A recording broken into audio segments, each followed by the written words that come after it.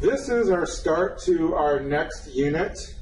So you can title your notebook, go to a blank page, and title your next notebook or next unit as Unit 7. And this is going to be chemical bonding. Now we're going to start using the periodic table and electron configurations to help us determine how atoms will come together. Okay? So the textbooky definition of chemical bonding is this. We are talking about a mutual attraction between nuclei and valence electrons of different atoms that binds atoms together. And a lot of times what you'll see when you start looking at pictures is you'll see a picture that looks something like that, where you'll see two atoms joined by a stick. That's literally called the ball and stick model.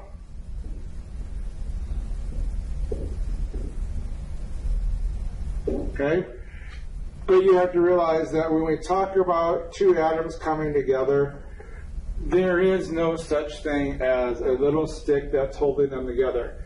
If you look at this definition, okay, the important words here that you should be writing down are the chemical bond is between the nuclei and valence electrons of different atoms. So if we have the nuclei, so this is the nucleus of one atom, and that atom has its own valence electrons, okay? And then you have a nuclei of another atom, okay? And that nuclei has its own valence electrons, okay? So there are electrons here, and there are electrons here, and I know I'm not drawing all of the electrons, but the attraction that draws atoms together is this nucleus is attracted to that electron. And this nucleus is attracted to that electron. And that's what chemical bonding is about. So when we say it's a mutual electrical attraction, okay, yes, it's an attraction between nucleus and electrons. So once you have that written down, you can keep going. Now, when we start talking about chemical bonds, in all of chemistry, there's only 3 types. Okay? Even if you go on and get a doctorate in chemistry, there's still only 3 types of bonds. I've mentioned all 3 of these all year long. Okay, the three strongest types of bonds are covalent,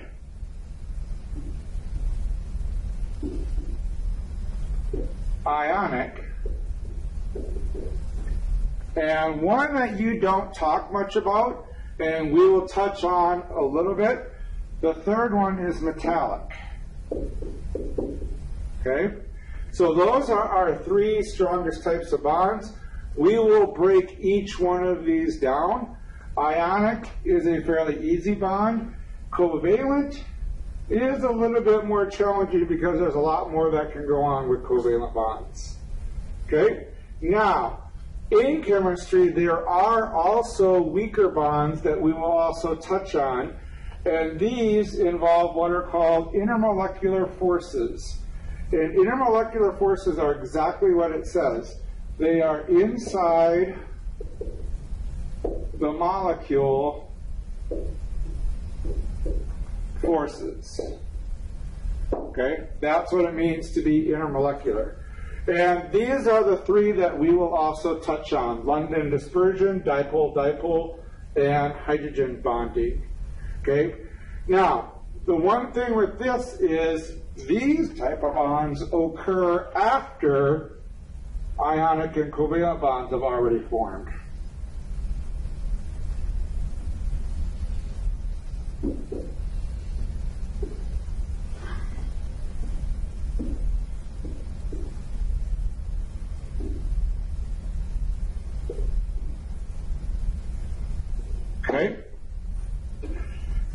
So, moving on, and I will assume that you will pause whenever you need to write more, okay? So one of the things that we can do is we can use the periodic table to help determine the type of bond that we will have. And we can use the periodic table as a prediction tool. One of the things that we're going to use is this idea of electronegativity. We discussed electronegativity in the last unit, and we said it was the tendency of an atom to attract electrons. And we're going to use this electronegativity. So one of the things I need you to do is take out the electronegativity chart that you were given.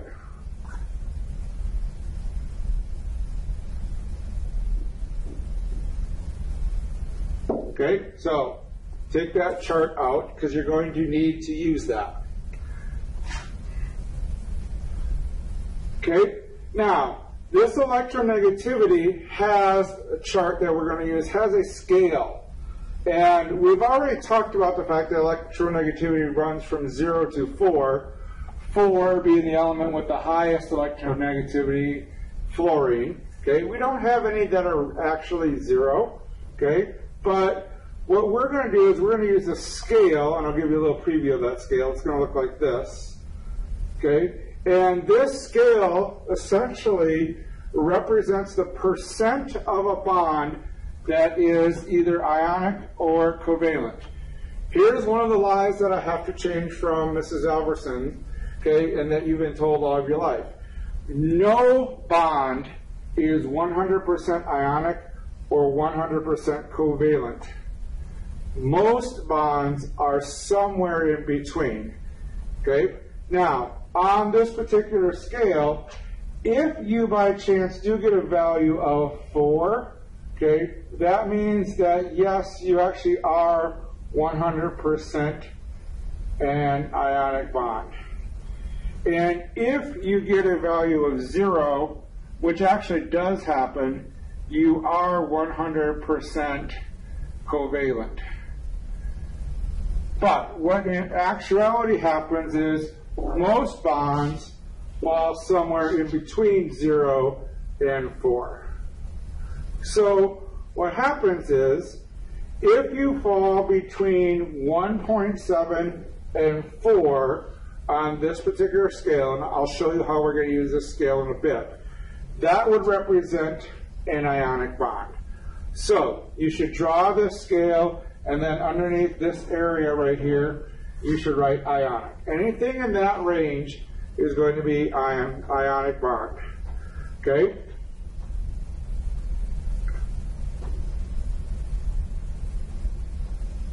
Then, from 1.7 to 0, these are all covalent bonds, but you'll notice there are two types of covalent bonds. From 0.3 to 1.7, you are a polar covalent bond, and then from 0.3 to 0, you are a nonpolar covalent bond. Okay? So, coming out at 1.7, that would basically mean you are 50% ionic and 50% covalent. Okay? And then once you get above this, then you're going to have a higher percent ionic. So we call it an ionic bond. When you get over here, you're going to have a higher percent covalent. I meant to write covalent there.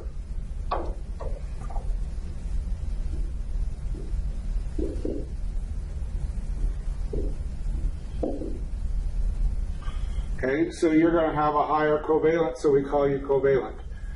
Notice this 1.7 is not 50-50, or it's not 2. Okay, so 2 doesn't happen to be the 50-50 mark. Okay, this 1.7 happens to be the 50-50 mark.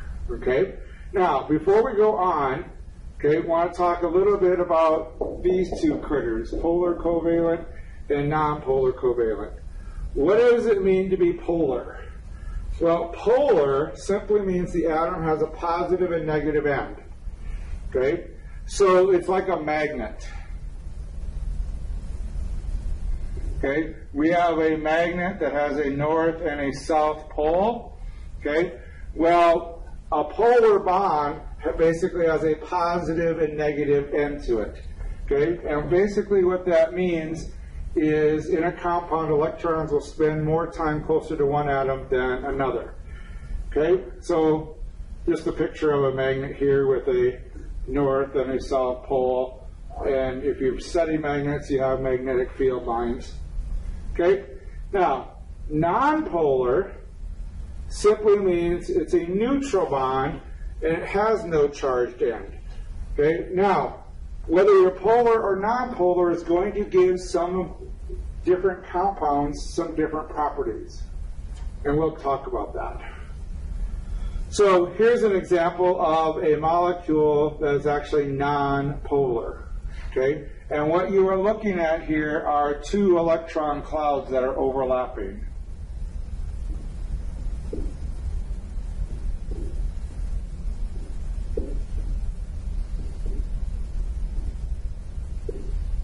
I think there's supposed to be two P's there, overlapping.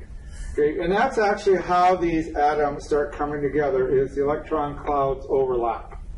So this shows a polar bond where you see more electrons are spending the most of the time around the chlorine and very little time around the hydrogen. And this is a polar bond. This is a symbol right here that we start using for a positive and negative end of a polar bond. You just kind of make a sign like this, that's a positive, and the same sign for a negative. This is kind of how they look in, this is how they look in textbooks. This is how they look when I draw them. So there are all kinds of different representations of polar molecules. So here's just one textbook representation. Again, here's our electron cloud from the small atom, but this is polar because this side right here is much larger, so the electrons are spending most of their time here. So this is a negative side, this is a positive side. Okay, this is just another example of a polar molecule, but not as polar as this one. Okay, so you see the size of these two electron clouds are a little bit closer together, but this still has more electrons around it than this one, than the hydrogen does. And again, there are all kinds of representations on the internet, so I just chose a couple of them. But typically the larger bubble, for lack of a better word, that you see, that's typically the negative side. So this is the negative side, this is the positive side. Now let's show you this picture. Okay, kind of hard to tell, but this is the negative side, this is the positive side. Okay, so those are polar molecules. We'll get into those a little bit more as well. So now back to the scale, okay, 4 to 1.7 to 0.3. Remember we said everything here is ionic, everything that falls here is polar covalent, and everything that falls here is nonpolar covalent. And what we can do is we're going to use what's called electronegativity difference to predict what type of bonds that elements will have. So electronegativity difference, all you do is you subtract the electronegativities of two different elements. It's really that simple, okay? So this is where you need the electronegativity periodic table. Okay, now that should have been handed out to you, and it's just going to have all your values of electronegativity on it. Okay, and simply all you do with this is you look up the electronegativities of the two elements. So my first example compound is lithium fluoride. Okay, so I look on my periodic table that lithium has an electronegativity of 1, and fluorine has an electronegativity of 4. And all you do is subtract. This has got to be the easiest math that we have, but you always subtract larger number from smaller number.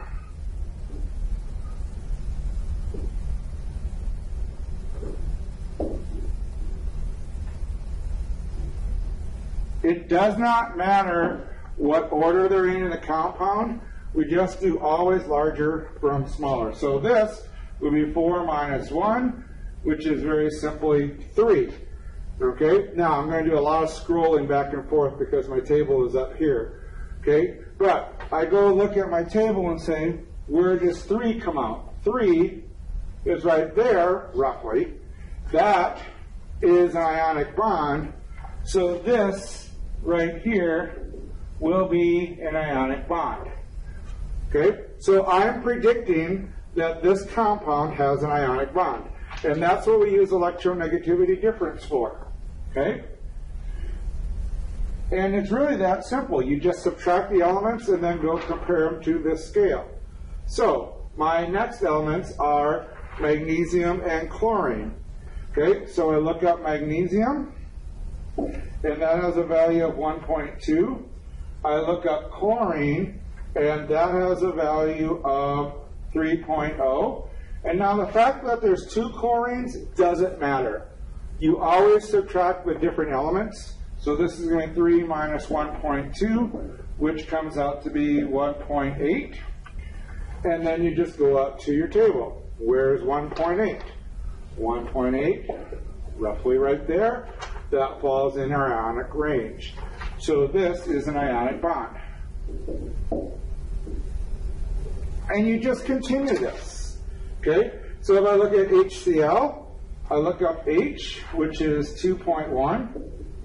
And I look up chlorine, which we just did, is 3.0. So 3.0 minus 2.1 comes out to be 0.9.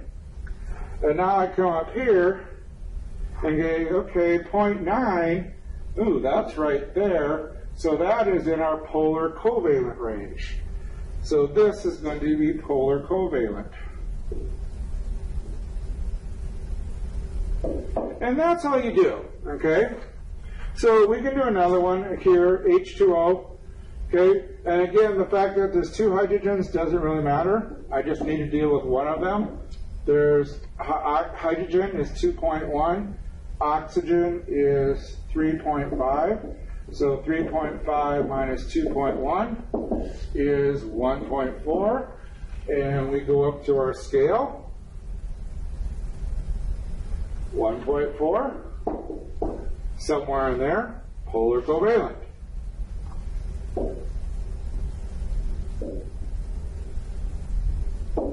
Okay, and we can just continue this. Well, actually, I do want to do this one. So F2, okay, you may think, well, you can't do that one, but it's just 2 fluorines put together, which is 4. One fluorine is 4, another fluorine is 4. So you would just subtract them from each other, and that would give you 0. And there is our one example of a nonpolar covalent. Okay, again, if I were to go back up to the scale, 0 is in our nonpolar covalent range. So we use electronegativity difference basically to predict the type of bond that we're going to have. And that's what your assignment is going to entail. On your assignment, you are just going to use electronegativity difference and predict the type of bonds that substance will have. So you should be able to go do that assignment now.